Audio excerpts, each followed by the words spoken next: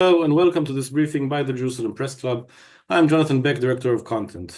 Our guest today is Begin Sadat Center of Strategic Affairs Senior Fellow Dr. Eyal Pinkel, an expert in maritime intelligence, espionage, and geostrategy. Hello, Dr. Pinkel, and thank you for joining us today. Thank you very much, and good morning. I can expand on your biography. You served in the Navy and in intelligence for many years, and also in development programs and in engineering weapon systems. And our subject today is the Houthis. So I would like to ask you, first of all, let's address the biggest issue, which is the failure to intercept a couple of days ago, and also why, like last night, there was a siren. When the rocket is intercepted, outside Israeli territory is half the country sent to the shelters. Yeah. Let's begin with that. Okay, so first we need to understand that every missile, rocket, or drone that is being sent by the Houthis is basically Iranian-made. And they are changing the names. They're just changing from time to time the painting on the missile, but it's the same armament as Iran. At least in the last few events in the last week, the weapon, the missile, the ballistic missile was called Palestine 3, and which is the Iranian BM-300. These are maneuvering ballistic missiles, very sophisticated, made by Iran. And the idea is to intercept them above the atmosphere, something like in 90,000 kilometers above ground level.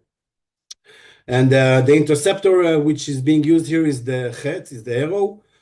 And sometimes, there is no 100% success in interception. It's always, there is no 100% at all. And from time to time, they are missing of the interception, especially when the Iranian Houthis missile start to maneuvering.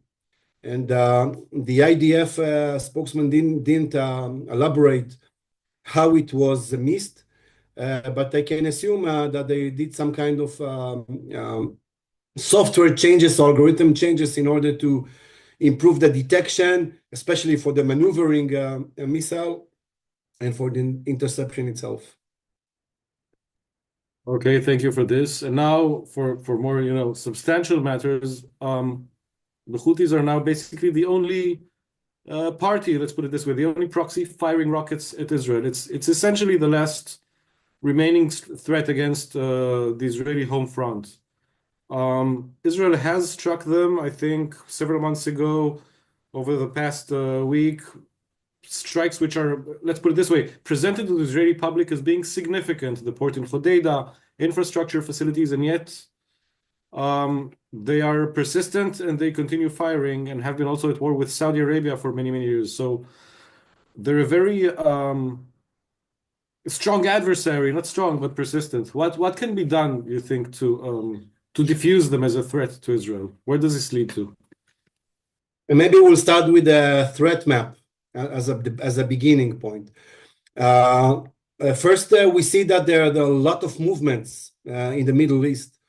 Only yesterday or 2 days ago, the Egyptian prime minister the president started to present and to elaborate about the Muslim brotherhoods in the Egypt that is trying to make some kind of changes in the government. And there is started to be riots over there. And in Iraq, from some reason, we'll speak about the reason in a second, but the Shia militia is now saying that it will not fire any more rockets towards Israel in order to keep them quiet and to stabilize the country. We see what is happening in Syria, in Jordan. So what we face now is it's a huge shake in the Middle East. And then trying to look on that in a very high level perspective of the strategic point of view, and then I will come to the Houthis. Everything has happened because Iran pretty much lost control of what is happening here in the Middle East. Hamas, which is still operated, but with much less power. We see Hezbollah, which is already started to gain power from from scratch or from a very low point of view, but Hezbollah is still a very powerful force in Lebanon, and Iran wants to reinforce it in order to be ready for the next round of war. In Syria, the Assad regime collapsed, and there is huge play over there with the US, with Turkey, with ISIS and Al Qaeda. So it's now also in Syria. It's in a stage of trying to understand what will be the next phase of Syria or Syria's nations. And Syria for Iran was a major and very important place of old because this is the bridge for the Middle East and enable Iran to go from Iran, Iraq, Syria to the Mediterranean Sea. It was a very critical place, and Iran lost its hold over there. Iraq, it's a very shaky place. The militia, it's 130 militia forces. Sometimes it's 100 people or a little bit more teams, but in total, it's around 20 to 30,000 people over there. And they want to stabilize because also the US is putting a lot of efforts and diplomacy efforts over there to stabilize the region. So the Iranian point of view is to what we call the proxy warfare. So all the proxies in the Middle East are lost a lot of power in the region. And the only one that left are the Houthis. The Houthis are basically a stream in the Islam, which called Zaidi. The Zaidi is a little bit hybrid between the Shia and the Sunni, and they are being driven not only by Iran and Iranian power and Iranian money and Iranian weapons, but also from a very deep theological belief that also the Jews are the one to be blamed in the kill of Muhammad, in the death of Muhammad. So one of their theological ideas or logic is to fight Israel because they need to kill the Jews, and they're not only because the Iranian issues. The Houthis were fighting the Saudi Arabians and the Egyptians for 8 years, from 2015 and 2022. And they are they're a huge force, in something in between 200 to 300,000 soldiers over there. They are very well experienced with warfare. They know how to survive, especially when they had to combat the Saudians and the Egyptians, which, if you sum it up, it's 10 times or 15 times more than the Israeli military forces, and they are over there with the ability to do ground maneuver and to do ground combat efforts, not only aerial strike.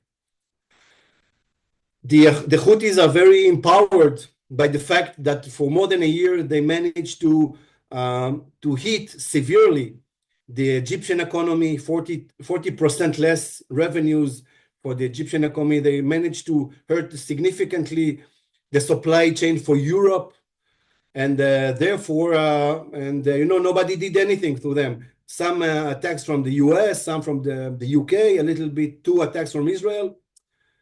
It's at the end of the day, never mind what the IDF told us, it's nothing from them. They knew attacks for 8 years from the Saudis and from the Egyptian, and they didn't manage to collapse.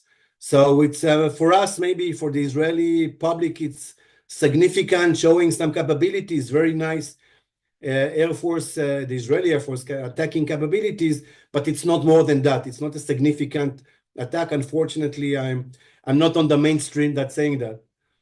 So that's the main issue here now, that the attacks were not significantly as we thought for ourselves. Okay, I mean, I'm not sure if they're significant or not, but obviously they've not achieved any success because they are continuing to fire. Now, you mentioned an ideological element. My assumption over the past, 2-3 weeks, when every 2-3 days there's like a rocket, usually in the middle of the night, sending Israel to the shelters, was that this is never like, some Houthi general saying, you know what, I'm going to harass the Jews tonight. But they are working on orders from Tehran. But then last week, JPC took some journalists on a tour, and the expert that spoke to us there said they're quite independent, in fact. So can you kind of among these, this is like the Maverick proxy. Can you break down for us, first of all, what are the pressure points essentially? I mean, more of the same strikes that you say were presented to the public as being significant but are not, or is there something else entirely?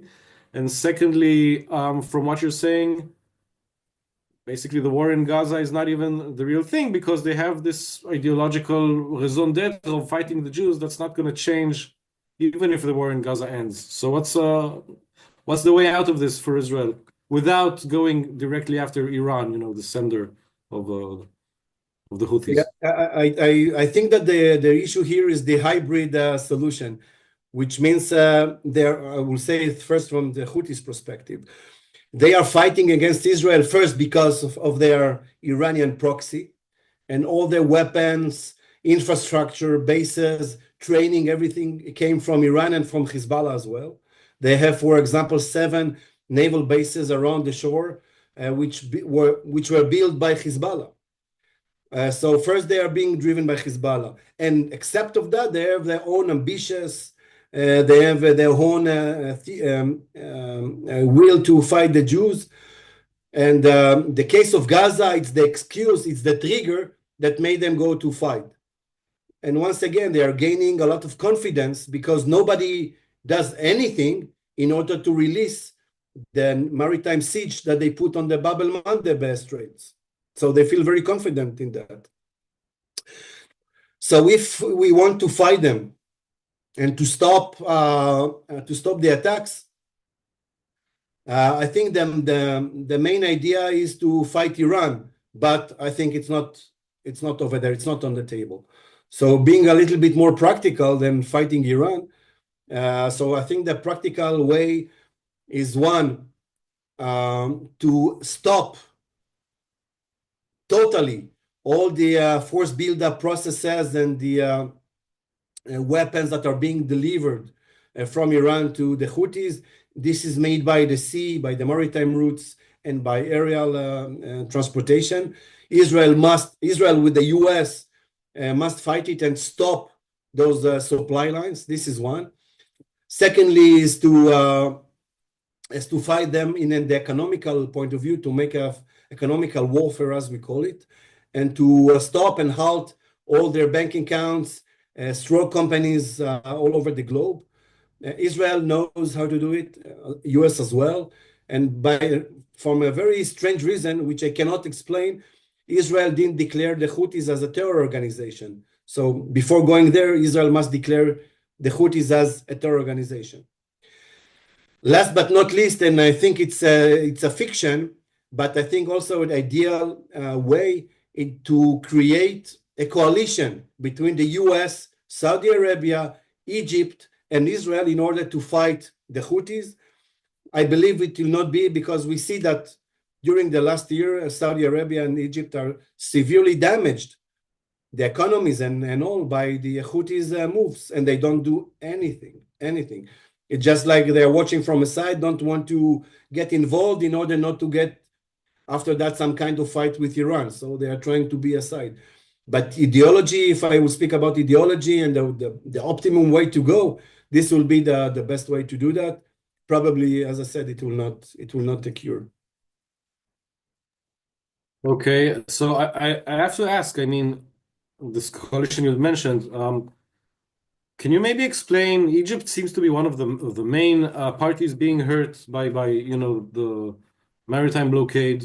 It's a country with a very strong army, Sunni country, kind of natural adversary to Iran in the region, and yet the Saudis have been fighting the Houthis for nearly a decade and not succeeding, their own wars separately. Can you explain perhaps why Egypt has not been more proactive in trying to block them, because their economy suffers so much? Yeah. First, as you said, I think we need to emphasize that the Egyptian naval force over there is huge. They have over there a helicopter carrier with 50 Kamov 52 helicopters, attacking helicopters. They have marine corps over there. They have huge armada. So they have a huge, really, of course, F-16 aircrafts, dozens of them. Yet Egypt didn't do anything in order to release it, as we spoke. And I think that, and while here, of course, the Egyptian economy was damaged, 40% less revenues when the basic bread prices in Egypt rised in 300 or 400%. This is a poor people over there. That's the reason probably they are start to go against El-Sisi government. I believe that the fact that Egypt didn't want to go inside and to do something against the Houthis is first they are playing a double game. From one side, they don't like Hamas, they don't like the Houthis, they don't like Iran. Understatement.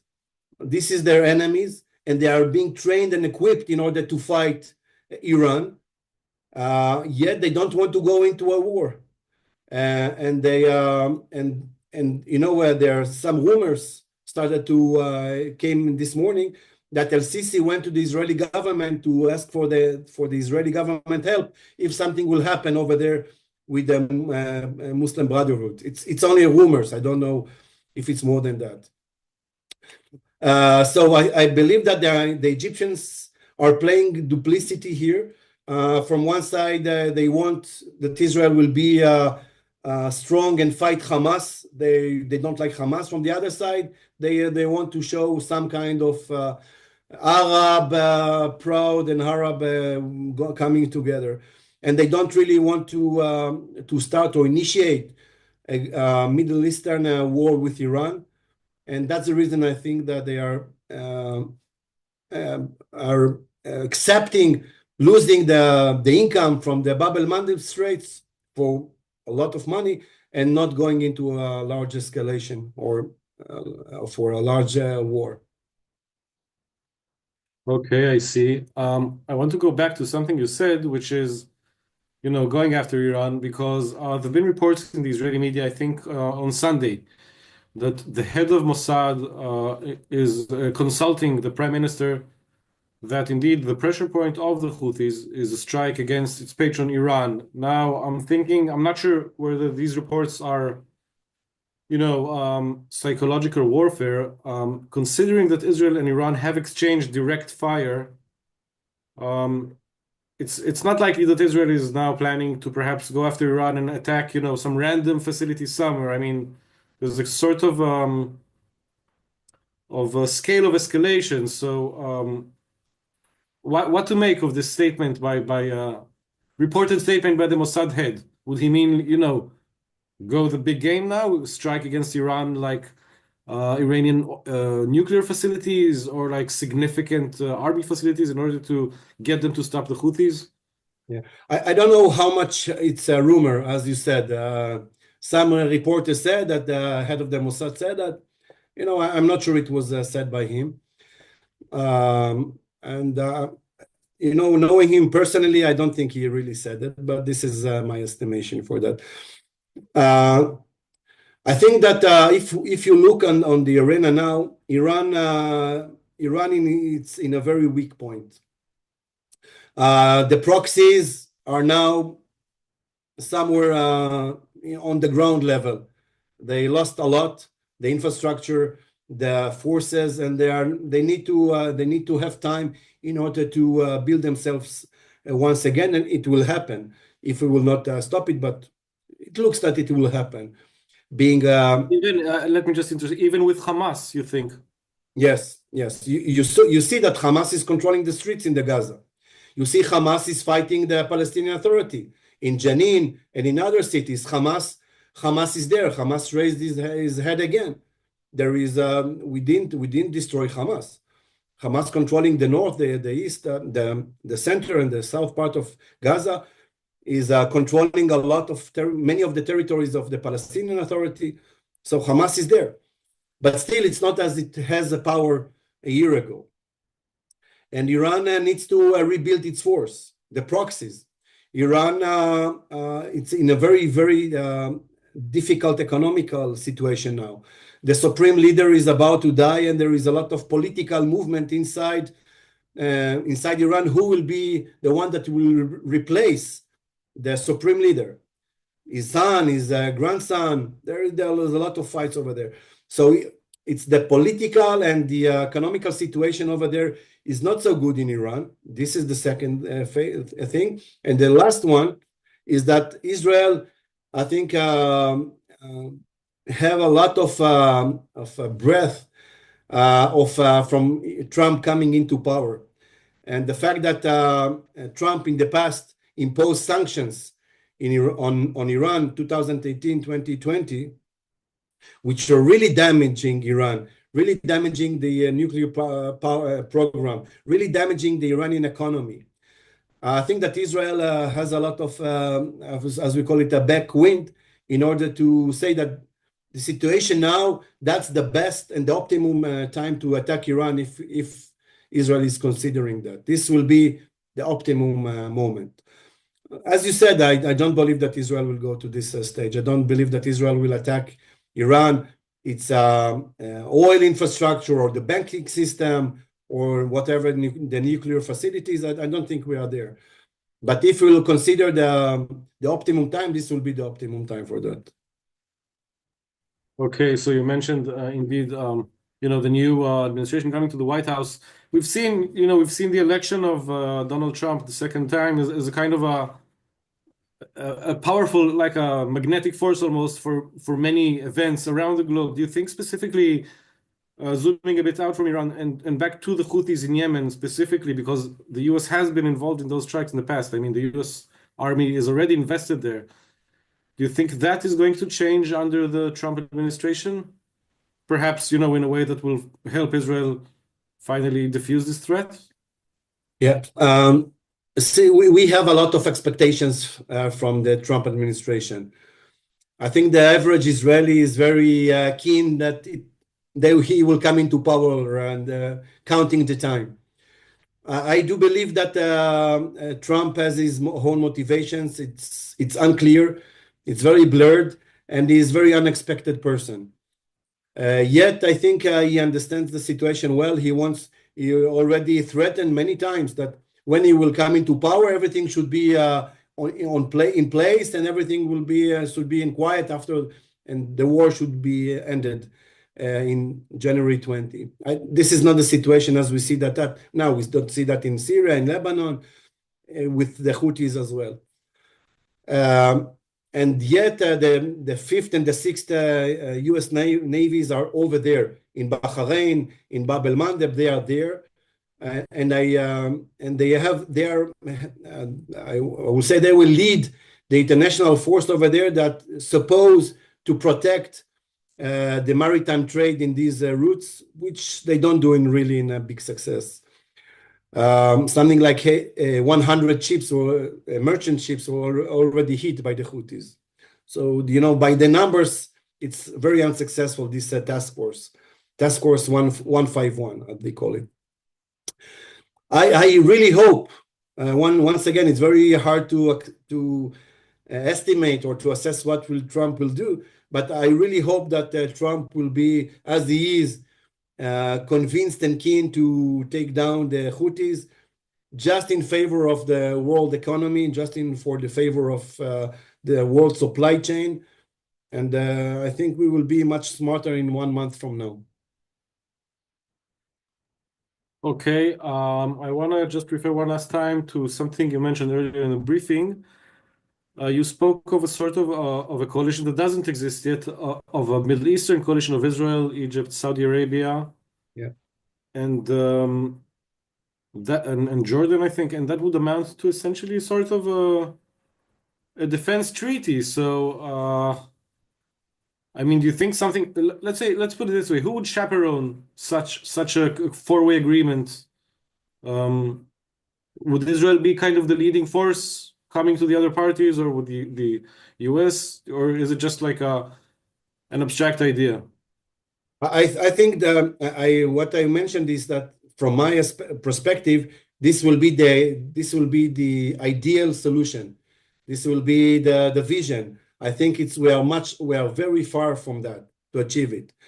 But if when Trump will come into power, and the Abraham Accords will be on the table once again with Saudi Arabia, I think it's possible. It's not now, maybe it will be 1 year from now, but it's possible. And this kind of coalition should be led by the US, not by Israel, as a superpower and the force that is balancing the area.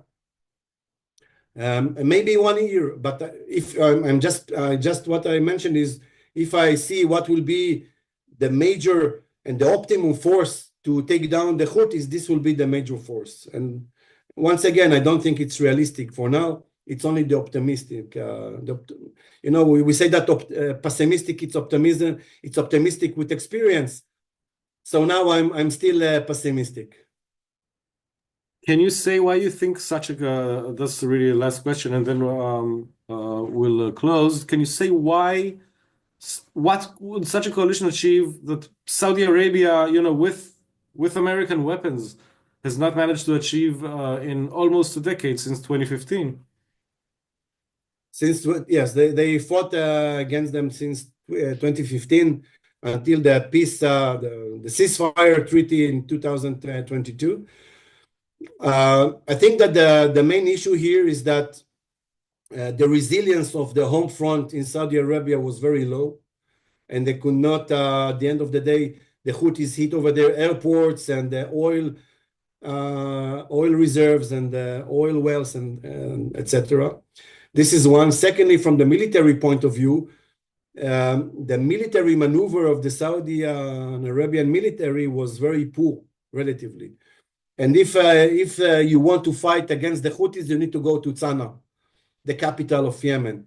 Without military force, ground force, not aerial force, ground force that will go to Sana'a and to fight against them, this regime will continue, the Houthi regime. So, and the Egyptians and the Saudi Arabians didn't do that. And we saw for many years that aerial strike cannot win a war. We saw that during the 2006 war, the second Israeli-Lebanese war. We saw that in other operations, aerial force cannot achieve the goals of the war. They cannot win. You need to have boots on the ground and to go to Sana'a. Without that, and I think that this is the reason the Saudi Arabian military didn't manage to win over the Houthis.